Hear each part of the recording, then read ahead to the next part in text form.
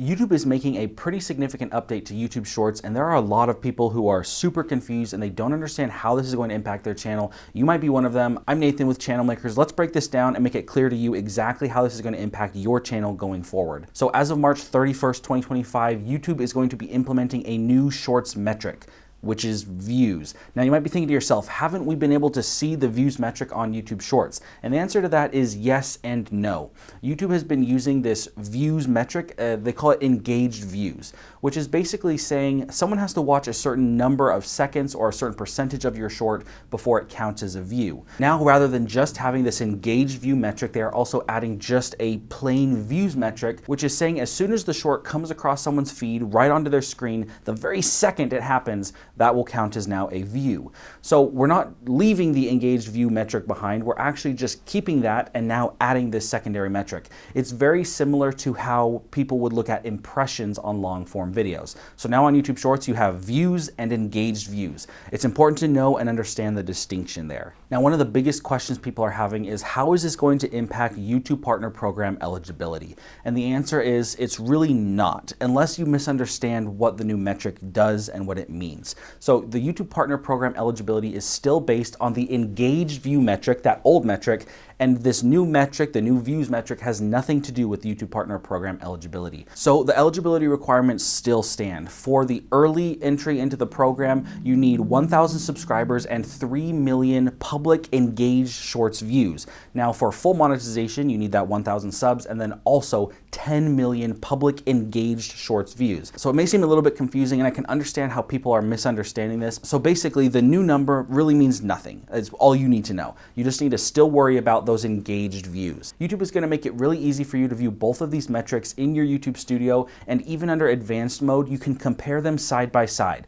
Now remember, that's only going to work on new shorts going forward and not old shorts. If you want to be able to do stats comparisons on old shorts versus shorts you're publishing after March 31st, 2025, then you're going to want to just look at that engaged views metric and not use the just plain views metric, because that plain views metric won't show up on your old shorts. So the big question in my mind is, why is YouTube doing this? And I think the answer, some of you guys in the comments that I was reading in some of these announcement videos got it right on the nose, and I think you're right.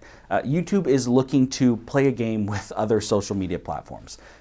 Other platforms have been counting views, like YouTube is now going to be counting views for shorts for a long time. It's as soon as the viewer sees the video that now counts as a view. And so over time, as these other social media platforms have been counting their views that way, it's made it look like YouTube is getting far less views because YouTube has been counting views in a different way. So now views will probably look a little bit more inflated from that standpoint, but that's how it's been working on other social media platforms. YouTube says that they're doing this so that you can get a more accurate view of what sort of engagement you're getting across multiple platforms, so it's more of an apples to apples comparison. In my opinion, it feels like a little bit of a vanity metric, but I do think there are potentially some helpful use cases for creators like you and me. One commenter even said, "This is a game changer for analytics in YouTube Shorts. Finally, there's a good way to identify if the hooks worked and how specific people leave the short if the hook failed. Certainly going to keep a watch on that and keep testing it out." I really like that approach to this. There are a lot of people who say they don't like how this is going to be impacting YouTube Shorts. They feel like it's just going to be a vanity metric and have really no helpful use case for becoming better as creators. But I think it's a good attitude to adopt, to take what YouTube gives us and then make the best out of it. I'd be really curious to know, any of you who are running YouTube Shorts on your channel, maybe you have a purely shorts channel, let me know your thoughts on this. How do you feel like this is going to impact you, and how do you plan to utilize and capitalize on this new metric and on this YouTube Shorts change? There are still a lot of things that people want to be changed with YouTube Shorts, many of them even wanting shorts to be hidden from their feed, or at least have the option to be hidden from their feed.